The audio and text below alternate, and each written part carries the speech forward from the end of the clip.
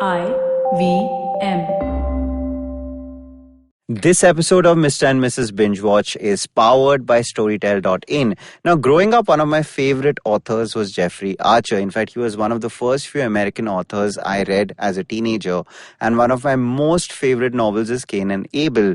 So I was really excited when I found out that just like in the movies that have sequels, Cain and Abel had a sequel of its own called The Prodigal Daughter, where basically the character of Abel Rosnowski's daughter goes on to become the president of the United States of America.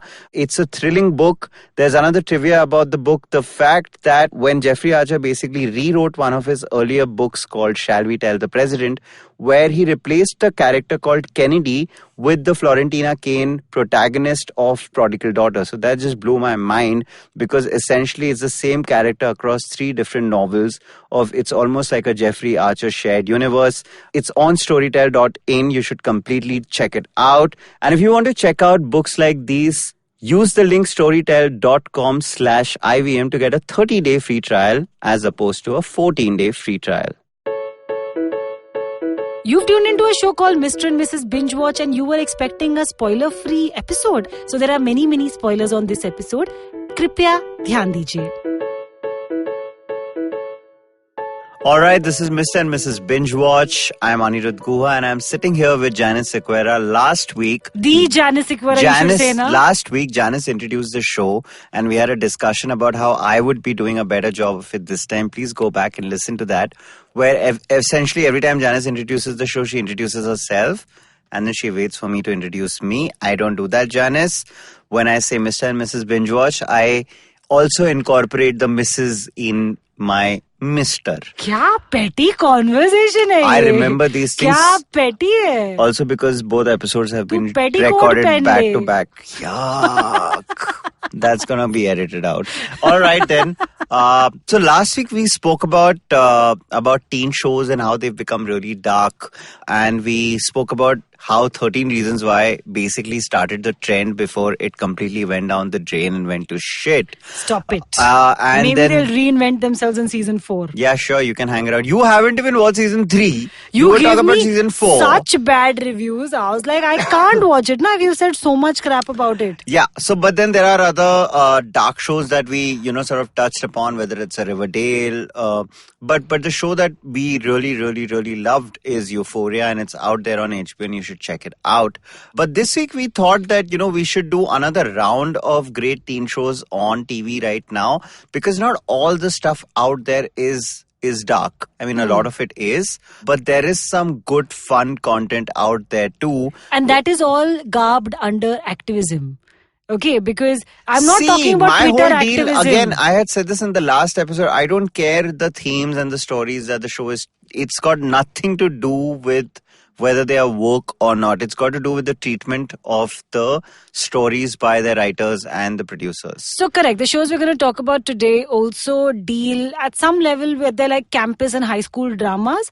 The reason we've clubbed them is because they also show shades of politics and activism. Yes. Which is another theme. So that I agree with you that that's what combines the two shows, but I don't think that that's the reason why they are light or treated in a certain way. No. Guys, see, we wanted to do episode about all the teenage dramas that we've been watching, all kinds of it, right? Aniruddha and I watch everything that almost comes out. We'll at least sample it once. But we wanted to sort of, we've gotten a lot of requests. We just also realized that we'd watched different kinds of teen dramas over 2-3 months. So it just made sense to just do a quick, look at all of them at one go. Correct. So one of the things that I feel I've noticed in a lot of these lighter teen drama shows is that they also have a certain level of activism and wokeness happening. I'll explain what I mean, right? Because I feel like that also comes from somewhere from reality.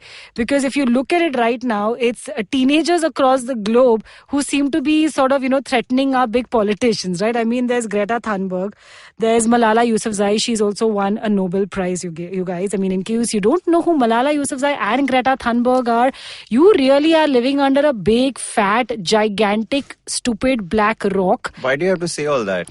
Like, why are you making people feel bad? You're saying that they should not know. Of course, but why are you specifically saying, do we talk about things and then say, if you don't know this, then it's like, you're like, this is your version of slut shaming. This is called woke shaming. If you're not woke, then you're an asshole is what you're trying to say. I'm not saying you're an asshole. I'm just saying, thoda jaag ja. Thoda like, the world is coming to an end. Are you trying to address anyone specific? You can call that person out. What? Is there a friend of yours? Darius is my friend who does not know Greta Thunberg. Is this about Vicky? If this is Vicky, start listening to start Vicky, watching the please newspaper padna shuru kar de. Shout out to our friends Vicky and Somali are having a baby this week. I don't know why I'm excited and why I just said that on the show, but I did. Okay, then moving very quickly from that. Okay, I'm just saying that thankfully we've gone beyond sort of superheroes, romances, and now along with the dark topics, there's an additional layer of also interesting things like, the two shows we're going to talk about today, of course, The Politician and Dear White People. Both shows which I feel like are very important for very different reasons. One, because I feel like The Politician showcases how deeply, in the sense, we don't think about politics over here when we're in school, though that might have changed. I feel like over there, again, in the US, it's looked at very differently. And Dear White People, though, I feel like is an education. Yeah, but there are reasons for that. I don't think that Politician is about people. It actually focuses on a group of people who are involved in college politics. So we are school politics. High school politics. So we are only involved in their lives, which is why I don't think it's about the fact that Americans are more politically driven or anything of that. So that's not what the show is. I'm saying, for example, Tigmanshu Dhulia in 97 or rather 2004, early 2000s made a film called Hasil, which was about college politics in India. So it's not like college... Anand L. Rai made a film called Ranjana, which also dealt with college politics. Did it? But I don't remember that. But what I'm trying to say, no, but Ranjana wasn't about college politics. It may have been in the background. I'm saying that college politics... youth advocacy. College politics exists in India as well. If somebody comes up with that idea, would not mean that all teenagers are politically inclined. I don't think that's what The Politician is trying to do. I'm not trying to say that either. I'm just saying it's a new, interesting thread because, Yeah, it deals with teenagers who have political ambitions and how they sort of begin at a really grassroots level. In the States, if you want to be president, you better start thinking about it in high school because you rest assured if you ever run for president, everything you ever done from the time that you were an infant to the time that you are now running, everything will be dragged and played out, and this show sort of, highlights that. Yeah, so we'll talk about that a little bit when we delve deeper into the synopsis of The Politician on the other side of the break. But I think it's just watching The Politician for me was just a good break from all the stuff that's coming out on Netflix currently, which is either like really dark stuff or the fun stuff like you mentioned last week. Their Netflix movies just don't work for me, man. So I watched a film called Tall Girl, okay, which Aniruddha and I both thought was a very interesting premise. I thought it was the first time I wanted to watch a teen film that they came out with. I watched plenty. I have only watched one. What was that show about that Asian girl? Yeah. All the boys I've ever kissed. That's the only Netflix film I have watched, which I sat through, which I began and didn't stop midway and watched all of. You mean you didn't watch The Kissing Booth? No, I didn't watch 17. I started all of them and I stopped 10 minutes into it. I watched all, you guys, and when I watched the Tall Girl trailer, I genuinely thought that this might be different from all the other because it had such an interesting premise, but my god, 10 minutes into it I was like, it's the same freaking treatment that you see in any of these sort of I think. Can I just quickly tell you about Netflix films though and why they're like comfort viewing? Is because you can literally predict the beats. They're all Christmas movie offerings. No, I'll tell you, it'll be like main character will have one flaw. Either the main character is a tomboy, either the main character is dealing with like being rejected in school, or Asian, or in this tall girl being too tall. That main character will have two kinds of best friends. One best friend who is undyingly loyal, like matlab kuch bhi ho jaye, I will be loyal, and that is your diversity card because they are generally played by someone of a different race. And the second best friend will be a boy who's in love with her. Yeah. Inevitably, she will fall for a cuter looking guy within the high school or whatever. So this is kuch hota in reverse basically. Yeah. Where there's a tomboyish girl There is it is not Kuch Kuch Hota in it reverse. is Archie, and it is all of those movies Yeah, and yeah. stories. And eventually she'll fall for the good-looking guy, realize the good-looking guy is an asshole, and eventually go back to the best friend, and they'll all be like one. And all of these films have a freaking prom where everything goes down. Yeah, I mean, I think what Netflix should do, like, you know how studios have sets. They have a prom set which is on standby. हाँ. It's like साल के 300 दिन shoot होने वाला है वहाँ पे. अभी पिक्चर नंबर 13 हो रहा है. अभी इसके बाद पिक्चर नंबर 27 होने वाला है. But in general, when I watch the stuff that Netflix is coming out with in their movie space, it is so friggin' disappointing. Even their comedies, like that call Adam Sandler and Jennifer Aniston movie, which by the way has got a season 2 now. And You mean it's got a part it's called 2. Murder Mystery. Yeah. Again, you know, it's not funny how many Netflix movies I've watched for exactly 10 to 12 minutes But and then see, stopped. Ani, even that film is very camp. But that movie, in fact, the internet went crazy yesterday trying to figure out why Netflix is trying to torment audiences with a sequel to that film. But I'm sure there might be people who may have Clearly, watched their it. data is showing them something else, no? Their Yeah, data must be but showing I them. do not If they're un- making the but same kind of teen films 4 to 5 times a year, clearly it's showing that idiots like me are sitting and While watching I it. agree with you on that, I can't understand how is it that all their original content, which is their TV shows, are always meant to be this sort of high concept shows, as opposed to their movies, which are like these dumb, dumbed down, completely cookie cutter sort of stuff. I mean, it's just weird. It's like, you're right. So I'm not saying that it's right or wrong. I'm very intrigued by this data which tells them make intelligent shows and make dumb movies. No, I also think that once a year they come out with that one big budget, big film, right? So those are fine. Yeah. I'm not saying that Netflix only makes bad movies. I'm saying they've also made Okja, they've also made Roma. Bird Box, they've made Roma, they've made some great movies. I'm saying their comedy fare is and their teen movie fare is all really just so basic. But I'll be honest with you, Ani. I feel It's like 1990s Hollywood. If you remember, at that time there used to be those, even the Christmas offerings, there used to be that certain kind of a Feel movie. good factor Whether to it it. was a Home Alone or a Stepmom or a Mrs. Doubtfire, they all had very familiar beats. And you could now, if you'd watch those films, you could predict a lot of things that are going to happen. They are still sticking to those formulaic sort of storylines in some of their newer stuff. And while I can see that you feel very passionately about this, I'm also just going to go out there and say that I have watched all of these movies, and I feel like the reason that they're working is because there's a bit of like comfort dal chawal sort of feeling happening. Yeah, and I don't know if these movies are not going to actually, these movies won't work in theaters. They are playing on that thing that the same audiences today who grew up watching, say, a Mrs. Doubtfire, or you would go back and watch a Devil Wears Prada on repeat because it's a film that's so watchable and it's like comfort food. They are just creating more versions of that for the audience to sort of... Yeah, because when you've had a really long day and you don't want to use your brain, you don't want to focus on something, and a lot of our shows... And not even invest in a show. Correct, because a lot of the shows that we also watch make us think, make us uncomfortable, make us slightly sad sometimes. And requires a longer time commitment. You know how I watch these movies? I literally have my laptop on, I'm working on replying to emails, replying to text messages, and even 15 minutes if I've tuned out now, I still know what's happening in those pretty movies. Much how I watched all of Gilmore Girls. But yeah, we'll be talking more about Netflix offerings on the other side. But most importantly, we'll be talking about their new teen show. It's called The Politician. Do you wish you were smarter?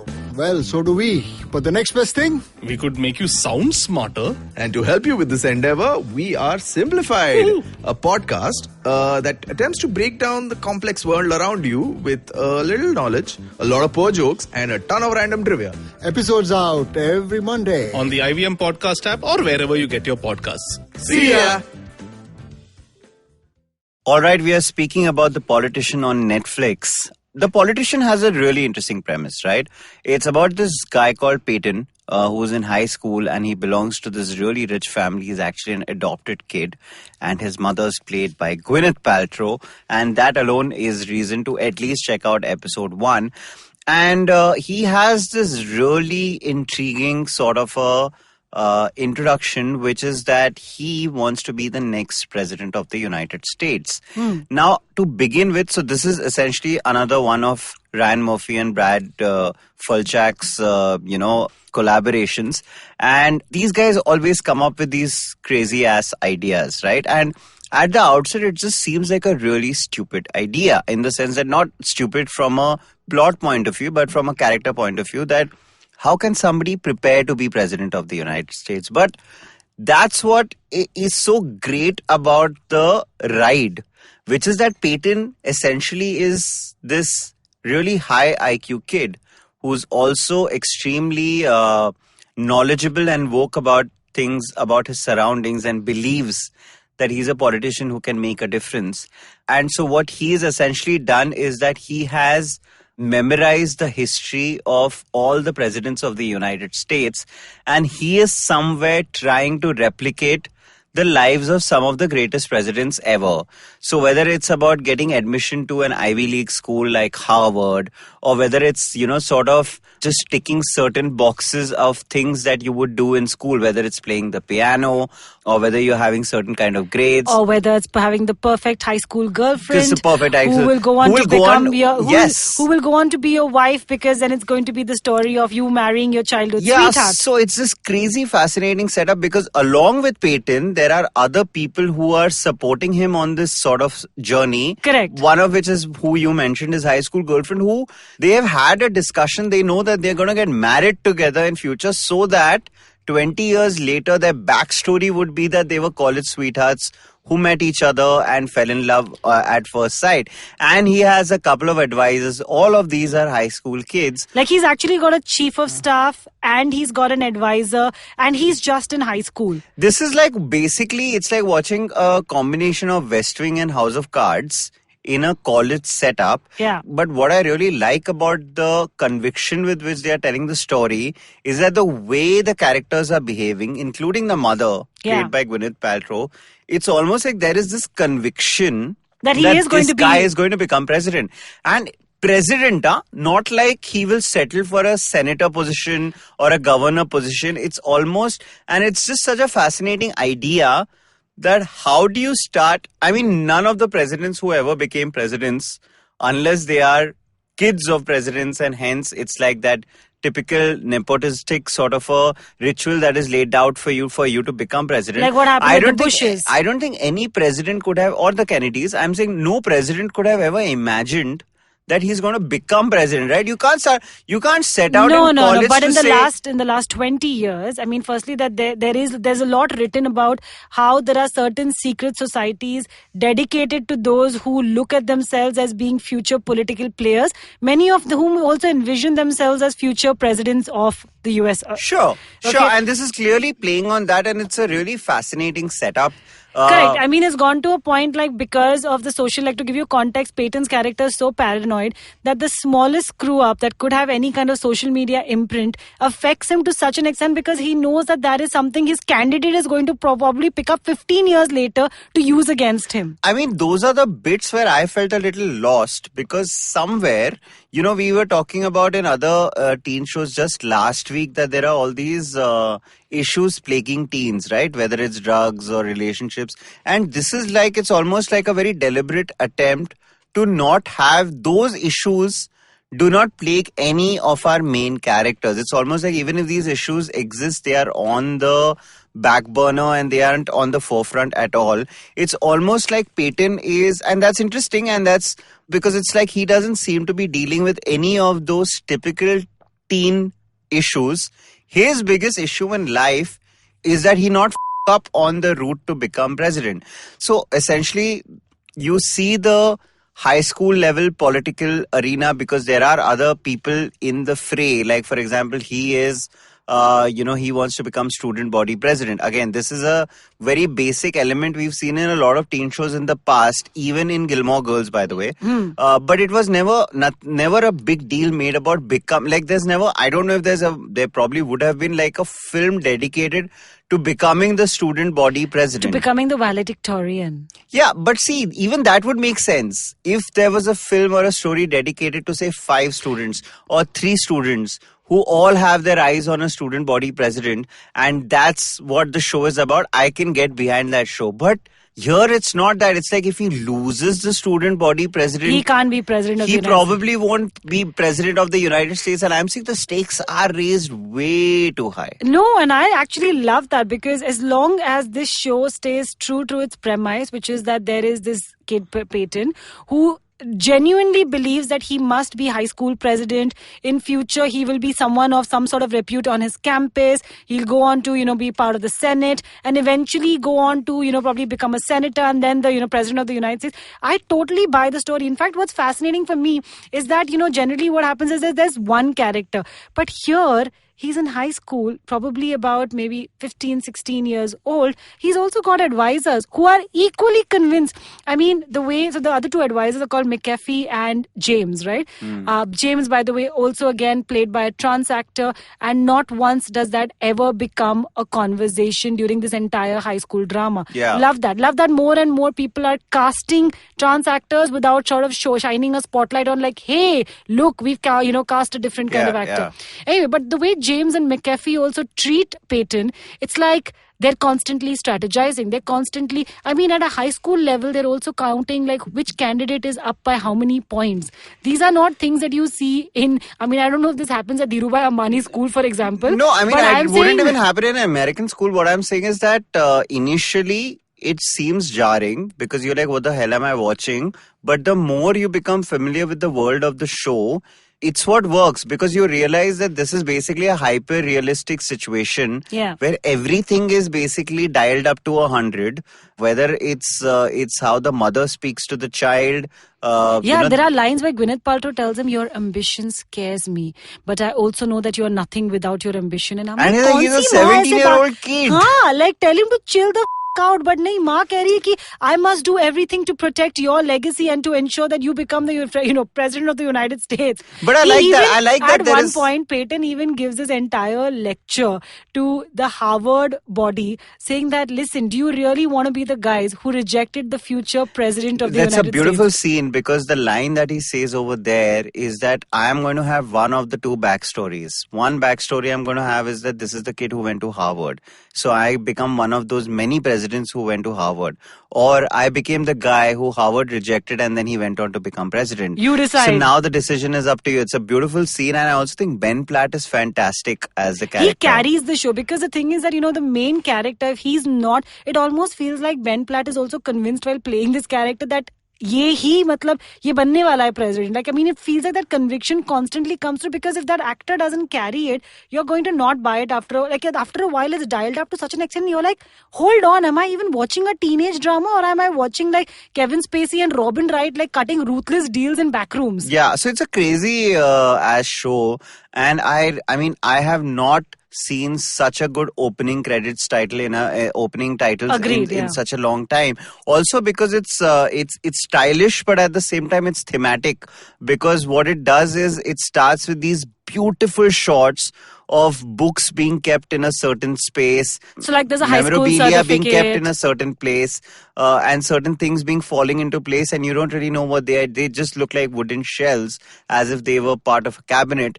And then as you pan out, you realize that it's the insides of a human being, or rather a sort of it's a like wooden a statue. Inside a human like being. a wooden statue rather, and because then the statue shuts, and then there is this work that gets done on the statue, and the statue turns into this living being, which is essentially the character played by Ben Platt. And there's obviously a thought gone behind the fact that what you were basically alluding to, which is the secret society sort of a thing, that a president does not become a president, is made. These things are sort of it's almost like they are creating a president from scratch. Yeah. And my God, the use of Sufjan Stevens' Chicago, the song. I think, over the years, I'm thinking really hard of some of the great opening credits that we've watched. There have been many, but I think The Politician is the most innovative one in recent times, because it's not just great music. That is just one part of it. but just the entire thought of it, the way it's And designed. the wordings of Chicago, the track that they've used, just goes so well with that entire, like, there's like these shots of the sculpting away at him till he's perfect and, he's closed and he's presented. It's very, very nicely done. Yeah, it's like a mummy actually when you think about it's it. one of those things, Netflix always gives you an option of skip intro. This is one of those intros I don't think we've skipped even once. Yeah, there are certain intros that I don't skip. For there example, were a couple of episodes we might have wanted to skip because we're also going to talk about we'll the downside. Get into that. But for example, Bosch is another show, the opening credits of which I never skip because I love the use of the visuals, of the fact that there's a reflection on the bottom of the screen. And there's that beautiful music. Got a feeling, can't let go. Can't let go. The musical piece is amazing. But yeah, man, I mean, this might be the first show that we are recommending on Mr. and Mrs. Binge-Watch, which I don't know if I really liked beyond a point. Because Politician is a show which, let me put this at the very outset, is a show I hate watched. So I didn't binge watch it. I hate watched it. I did enjoy it in the end because it has a stunning finale, but it's an extremely inconsistent show. So it's like this, right? The first 4 episodes take you in because you're totally buying what Peyton and his group are sort of selling. Then when it comes to, I'll tell you when the plots are getting too twisted for me is when the character of Infinity Jackson sort of... No, she's there from the very beginning. No, she's there from the beginning, but I'm saying that when the entire thing with her illness started, right? So Infinity Jackson plays this character where she is like everyone in high school thinks she has cancer, which is one of the big reasons why Peyton picks her as his running mate, or rather as his running mate as in vice president for the future kind of bullshit. But he picks her because obviously, she's this girl who has cancer. The whole school sympathizes with her until he realizes that her grandmother might have been, poisoning her all these years. Munchausen by proxy. Her grandmother's played by Jessica Why Lange. is that it's always the mothers and the grandmothers who practice this? Yeah. I'm sure there is research to suggest that there is a connection because you can't let they go are of the nurturers, right? That umbilical cord has not been like fully cut. वो detachment नहीं हो रहा है Yeah, बच्चे से. see, look, I'll tell you something about The Politician. It's got little to do with the tracks themselves. I just feel like the show completely loses the plot in between for a while. So I feel like the first 3 episodes are great because they are in the space of the, it's within the political landscape, so to speak. And then it just goes completely haywire in between because I feel like, like every show has that typical conflict point until it then reaches its conclusion. And I feel like it completely loses the plot because random shit begins to happen. And for some time in between, the characters just break out into musicals. It's almost like Ryan Murphy and Brad Falchuk decided, let's go the Glee route. Yeah, for because some reason it's in between. interesting that the creators of Glee, which is another sort of high school show where those guys completely were far away from politics and were only obsessed with typical teen issues, have now come back to make a show which is far away from that show as possible. But at the end of the day... Yeah, and it's not about glimpses. It's fine if it's a musical or if these are people for example, when Peyton sings at River's funeral. Beautiful. But I'm saying that later on when he's suddenly exploring his artistic side and doing theatre, we're like, kya ho raha hai ye show mein? Yeah, and it's not just him, right? It's not just one track. It's almost like the whole show, all the tracks go haywire. Infinity's track goes haywire. The other sort of political candidates, you don't know what is happening. So I watched the first 3 episodes, got really excited, and Janice and me were like, we are now going to go through this. We saw the 4th episode, we're like, okay, fine, now it's kind of falling apart already. Because look, in the very beginning, like we said, this was a show that's different from the rest. So the chances of it failing are higher because at the end of the day, it's a very experimental show. But then it just kept getting worse and worse. Like 5, 6 and 7 were complete snooze fest. And then, I was just about to completely give up on it is when we watched the finale, and the finale was stunning. Yeah, I think the finale is possibly, in a really bad show, this is the kind of finale you need if you ever want to bring your audience back, because the finale suddenly sets it up for what could be the most outstanding season 2. No, because actually I feel that with the way these guys function, and this is very typical of Ryan Murphy and Brad Falchuk, that they just let themselves go completely loose. They give great, like even with American Horror Story, they will give you a great season and then the next one. But also that's a problem with an anthology series format, which is that not every series can, sort of match up to the earlier one. Same thing I thought happened with the American Crime Story. But I'm saying here also it might completely go south. But the way they end it, the sort of cliffhanger that they've given, essentially these high school kids who you've seen, I feel like the entire season 1 is a massive build-up to the end moment where these kids have now entered mainstream politics. The show takes basically a time leap and now they're older people and now they get together because they want to now rally together and get behind Ben Platt's character, behind Peyton, in his fight as mayor of New York.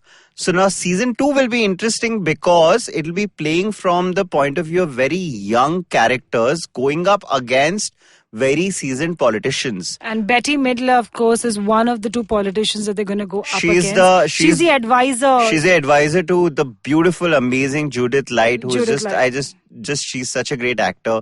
Again, there are these certain actors who are a fixture in all Ryan Murphy shows and she's one of them. So politician overall, we wouldn't, get into it. You can't binge watch it. No, you can. I'm saying that, in fact, I would say binge watch it so that you can get to like the best part faster.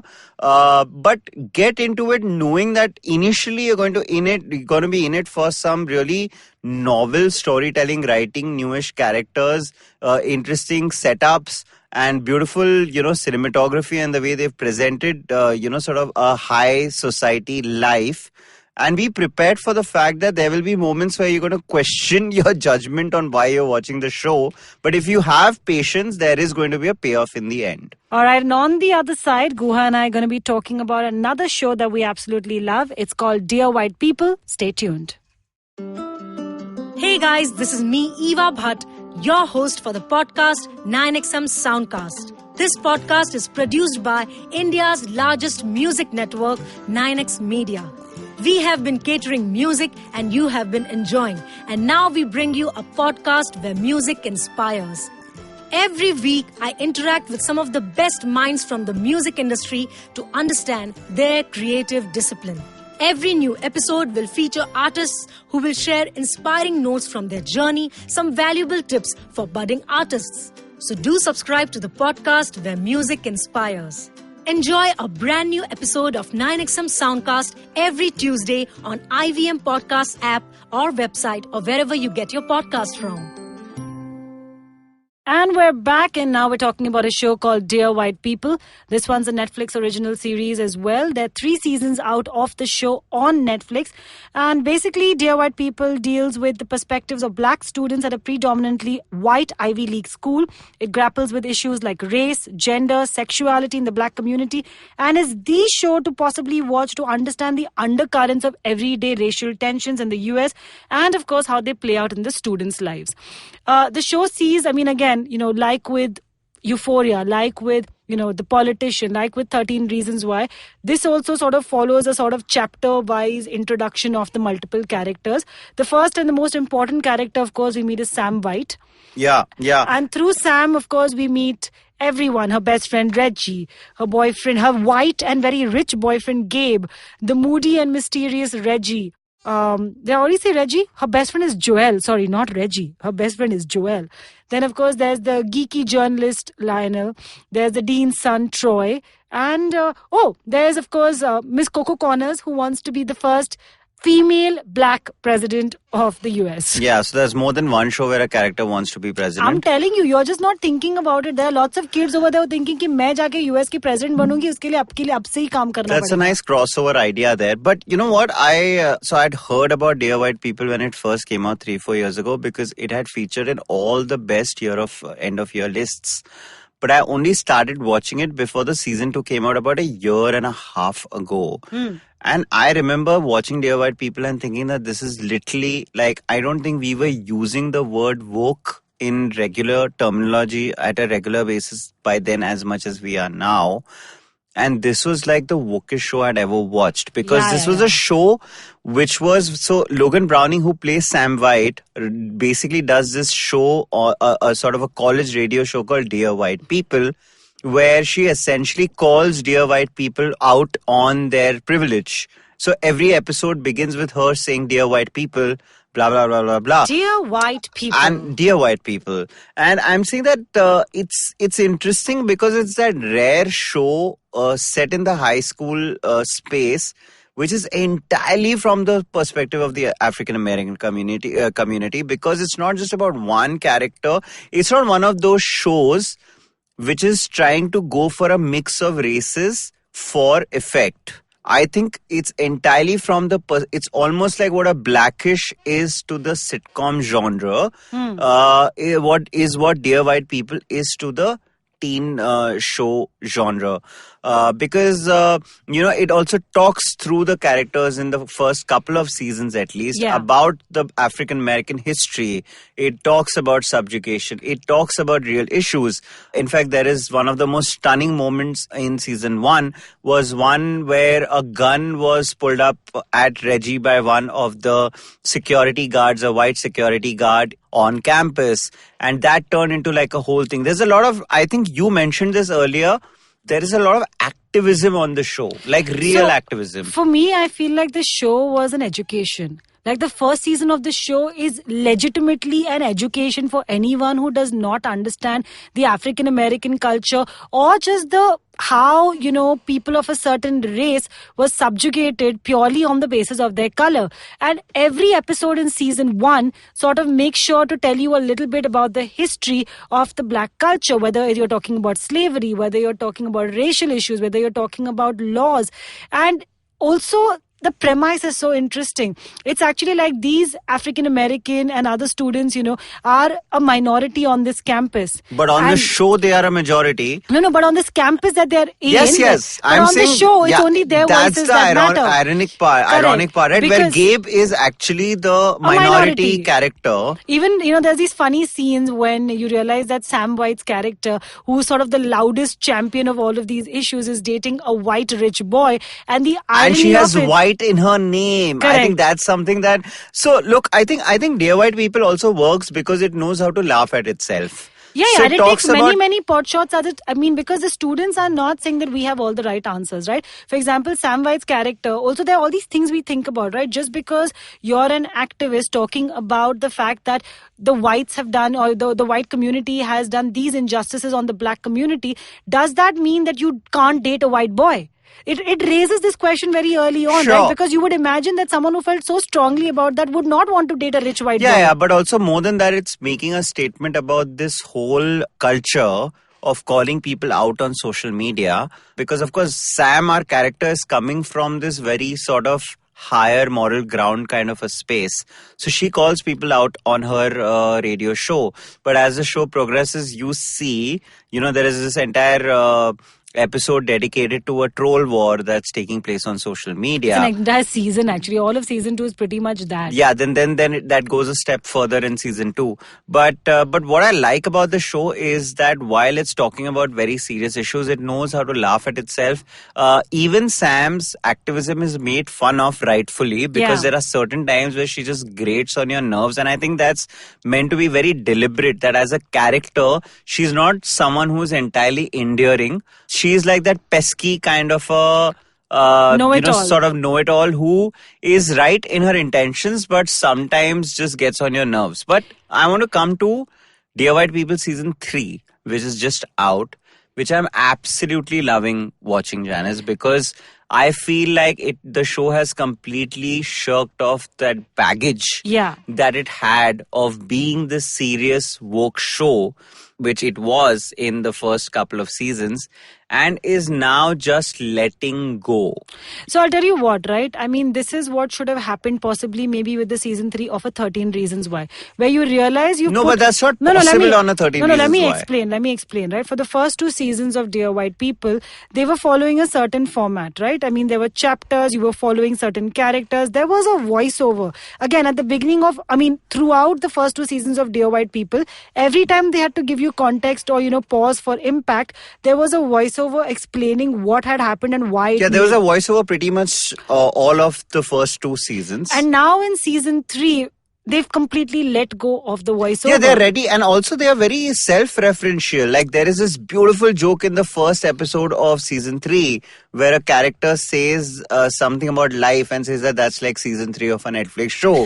So they are sort of referring to the fact that not all season 3s are great. Yeah. But I don't feel 13 Reasons Why could have had a great season. What I mean by that is that where you take 2 great seasons and you realize that, now we seem to be stuck in a template and you break that in the 3rd season. Yes. Right? So that's what I mean, because that's what Dear White People has done. I mean, it does not stick to what it did in the 1st and 2nd season. The characters, in fact, are now, you look at someone like Sam White, who's shown as ambitious, focused, knows what she's doing, knows why she's doing what she's doing. She's a chiller now. And now in season 3, she's completely lost focus. She's almost aimless, directionless. Yeah. But Same with Troy, who was this perfect dude because he was the dean's son and he was trying to be the perfect guy.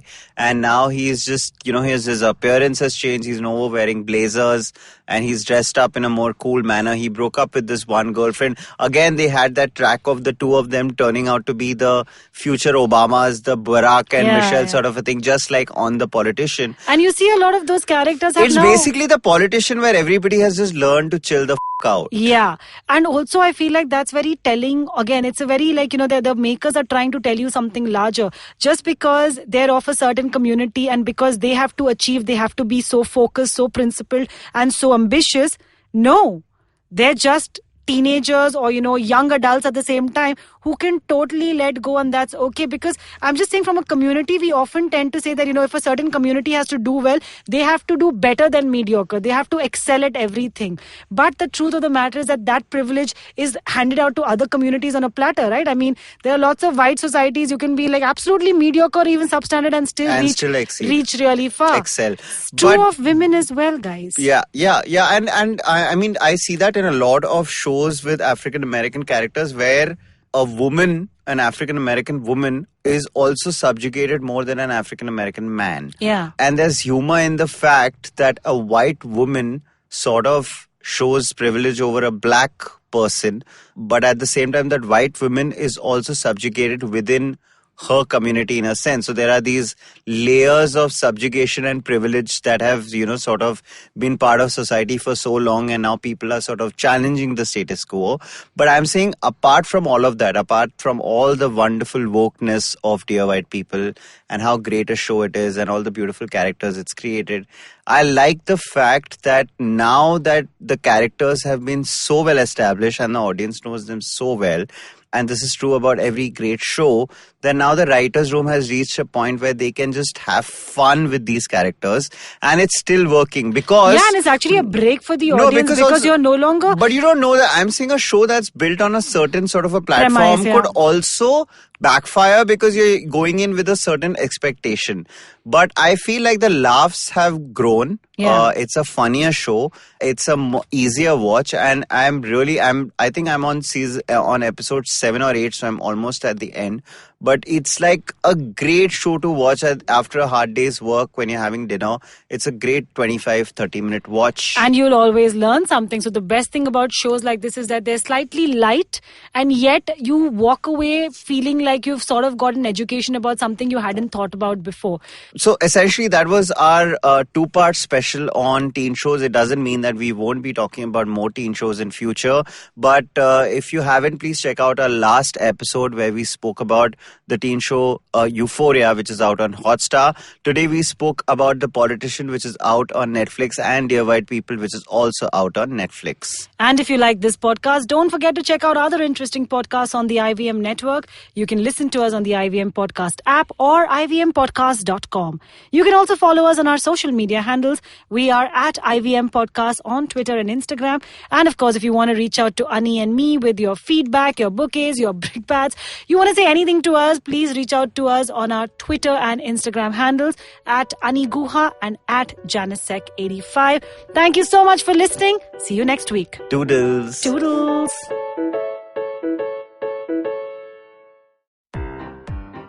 This is the amazing story of something awesome. Once Chuck decided to start a podcast, and so he did. The end. Okay, that was a crappy story.